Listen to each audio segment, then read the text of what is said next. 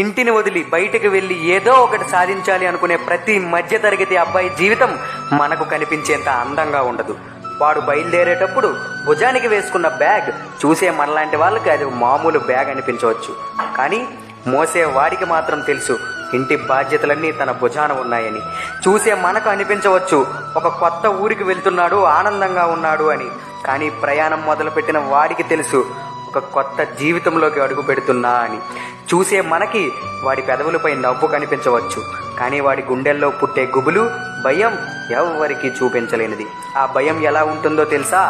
ఆకలి వేస్తే అన్నం తిందువురా అని పిలిచే అమ్మ ఉండదు. అలసిపోయి వస్తే ధైర్యం చెప్పి ముందుకు నడిపించే నాన్న కనబడడు. ఆప్యాయంగా పిలిచే అన్నా చెల్లెళ్ళు కూడా కానరారు.